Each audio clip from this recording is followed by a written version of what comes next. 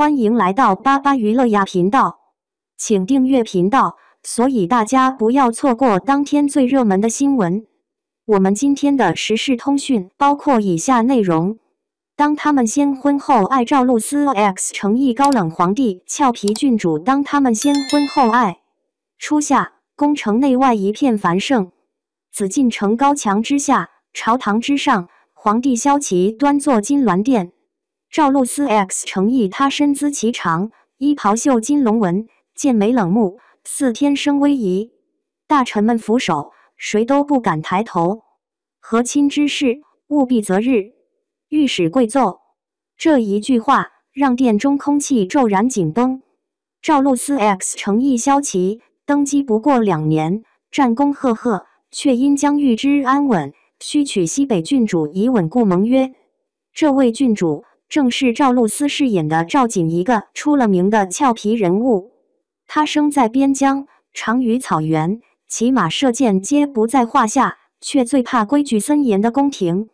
赵瑾初入京时，带着3分豪气7分不安。他哪里想到，自己这段婚姻竟不是单纯的政治棋局，而是命运翻涌的起点。大婚那日，金殿华灯璀璨，赵瑾一身凤冠霞帔，却忍不住偷偷翻白眼。赵露思 X 诚意这凤冠比我的马鞍还沉。他低声嘀咕，被身边宫女狠狠瞪了一眼。萧齐静静望着他，眼神冷冽，仿佛看透他所有小动作。赵瑾，他薄唇轻启，声音淡漠：“你从今日起是朕的皇后。”赵瑾抬头对上他的眼，心里咯噔一下，却依旧倔强地笑了。好啊，那陛下可要待我好些，不然我可要闹腾的。满殿文武一片错愕，没想到新皇后竟敢在大婚当日顶撞天子。赵露思 X 诚意。萧齐眸光微冷，却未多言，只是心底涌起一丝奇异的情绪。第2章，冷面皇帝与小狐狸约1000字。婚后数日，赵瑾就被宫中上下视为奇葩皇后。她不守宫规，半夜翻墙去御花园捉萤火虫。她不喜繁文缛节，上朝大典竟敢偷懒打哈欠。甚至有一次，御膳房特意准备山珍海味，她却嚷嚷：“我想吃烤羊腿。”太监宫女们吓得直冒冷汗，生怕陛下雷霆大怒。然而萧齐却始终冷冷看着，既不纵容，也不惩罚。赵瑾一度怀疑，这位皇帝是不是心如铁石，对他半点情绪也无。直到某一夜，他在御书房外偷听，才听见他的声音：“西北边境尚不稳，若有人敢议皇后之妃，朕必不饶。”赵瑾心头微颤，原来他并非全然无情，只是把关心深藏不露。赵露思 X 诚意从那以后，他看这位冷面皇帝似乎多了些耐心，而萧齐也渐渐发现这个俏皮皇后并不只是顽皮任性。她懂得安慰受伤的宫女，她能记住每一位小太监的名字，她甚至在无意间替他解开过一道朝政难题。那一刻，萧齐心头某根弦被悄然触动。第3章，情愫暗生约1000字。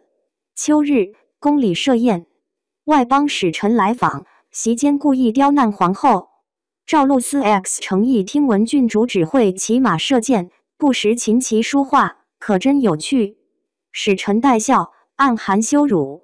赵瑾不怒反笑，反手一杯酒泼在桌案：“会不会琴棋书画，我不知，但若论骑射，本郡主能赢你10条街。”殿中哗然，众人都为他捏了一把汗。萧齐起身，眼神冷厉如刃：“皇后所言，便是朕意。”短短8字，护得他体面。赵瑾怔住，心中忽然泛起一股暖意。从那夜起，两人的关系微妙变化。他开始偶尔在书房留一盏灯，等他来喋喋不休讲草原故事。他会在御膳时偷偷替他夹菜，还笑说：“皇帝也要补身子。”两人唇枪舌剑，却渐渐成了习惯。赵露思 X 诚意有一次，赵瑾突发高热，御医束手无策，萧齐整夜守在榻前，亲自喂药。他迷糊间抓住他的手，喃喃：“萧齐，你别再冷着我，好不好？”那一瞬，皇帝心房彻底动摇。第4章，爱意与风波约1000字。然而，皇帝的爱情从来不是单纯。朝堂上，反对之声暗流汹涌。有人指赵瑾无法母仪天下，有人挑拨说他野性难驯。赵瑾得知后，夜里独自饮酒，他笑容里带着倔强：“若不是和亲，我根本不会进这深宫。”赵露思 X 诚意萧齐听见这话，心如刀绞。他第一次放下威严，轻声道：“瑾儿，若是有一天你想离开，朕愿放你走。”赵瑾红了眼眶，却摇头：“你别傻了，我只是气话。既然嫁了你，就是你的皇后。”正当两人感情升温，边疆再起战火。使臣要求，若皇后回归西北，方能换取暂时和平。满朝文武哗然。赵瑾毅然挺身：“我本是西北郡主，若能换天下安宁，我愿回去。”萧齐第一次在众臣面前失控：“不许！你是朕的皇后，谁也休想带走。”这句话如同宣告，彻底击碎他冰冷外壳。第5章，山河与良人约1100字。赵露思 X 诚意战事紧急，赵瑾执意请命，愿随使臣回营和谈。临行前，他看着萧齐，故作轻快：“别忘了，我可是草原长大的郡主，不会有事的。”可一转身，眼泪便模糊了视线。数月后，前线传来噩耗，和谈破裂，赵瑾被困营中。萧齐闻讯，亲自率兵出征。铁骑滚滚，他一身盔甲，杀伐果断，只为救他。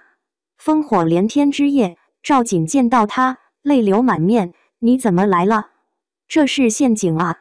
纵是陷阱，朕也要踏碎，只为带你回家。”赵露思 X 诚意一场恶战后，他以身护他，肩头中箭，却依旧执剑不倒。赵瑾抱着他哭喊：“萧齐，你若敢死，我便追着你不放。”萧齐虚弱的笑：“好，你要一辈子缠着朕。”战事终平，二人携手归京。此后，朝堂再无人敢质疑皇后。他与她并肩而立，既是帝王与皇后，也是知己与良人。